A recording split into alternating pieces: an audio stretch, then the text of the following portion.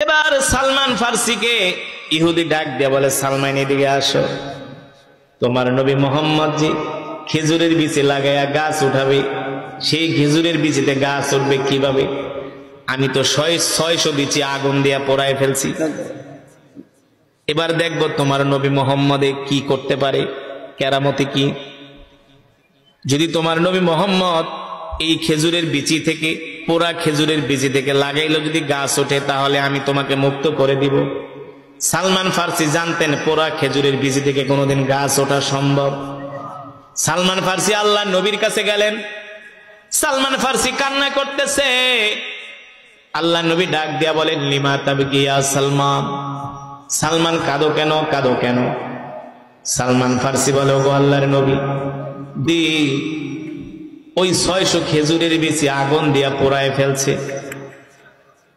তার মানে এই বিচি থেকে আর গাছ উঠবে না, আমি কোনোদিন মুক্তি পাবো না, আপনার কাছেও যেতে পারবো না।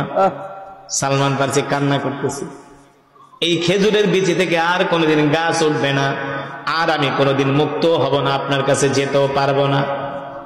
আমি আমার মা বাবা পরিবার পরিজন ছেড়ে সেই মক্কা থেকে, সেই রোম থেকে মক্কায় আসলাম আপনাকে পাওয়ার জন্য, আপনার সাথে থাকার জন্য। আমার মনের আশা পূর্ণ হবে না।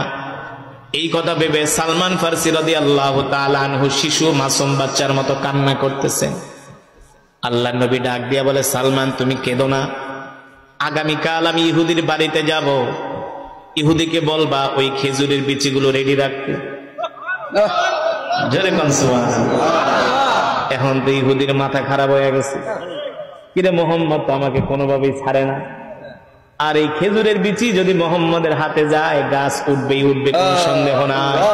কারণ মোহাম্মদ দুনিয়ার কোন সাধারণ মানুষ নন, তিনি হলেন আল্লাহর নবী। ঠিক কিনা বলে? তিনি হলেন আল্লাহর নবী। আল্লাহু আকবার, জোরে বলেন আল্লাহু আকবার। এবার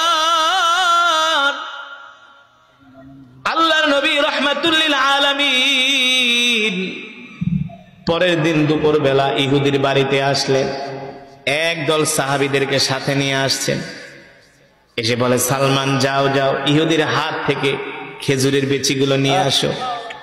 ইহুদি আল্লাহ নবীর সামনে দাঁড়ায় বলে, মোহাম্মদ খেজুরের বিচি আমি আগুন দিয়া পোড়ায় ফেলছি, এই বিচিতে গাছ উঠবে না। আল্লাহ নবী বলে, ইহুদি রে, গাছ ওঠে না, না ওঠে তুই দেখ, খেজুরের বিচি আমার হাতে দে।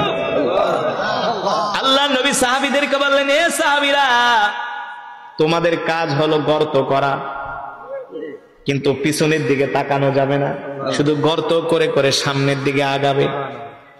জোরে বলেন সুবহানাল্লাহ। সাহাবীরা জামাতবদ্ধ হয়ে গর্ত করতেছে। আল্লাহ নবী বলে, সালমান একটা একটা করে বিচি আমার হাতে দিবা। সালমান ফার্সি একটা একটা করে বিচি আল্লাহ নবীর হাতে দেয়, আর আল্লাহ নবী হাতে নিয়ে থুতু মোবারক দিয়া সেটাকে পরিষ্কার করে। আল্লাহ নবীর বরকতি থুতু দিয়া পরিষ্কার করে করে ওই গর্তের ভিতরে ঢুকায়। বলে, তাকানো নিষেধ, সবাই সামনের দিকে তাকাবা। এক দিক দিয়ে খেজুরের বিচি লাগায় যায়, লাগাতে লাগাতে যখন অপর প্রান্তে যায়, আল্লাহ নবী ইহুদিকে ডাক দিয়ে বলে, ইহুদি রে, এবার পিছনের দিকে তাকায় দেখো। ইহুদি পিছনের দিকে তাকায়, দেখে প্রত্যেকটা বিচি থেকে নতুন নতুন খেজুরের চারা গজিয়েছে।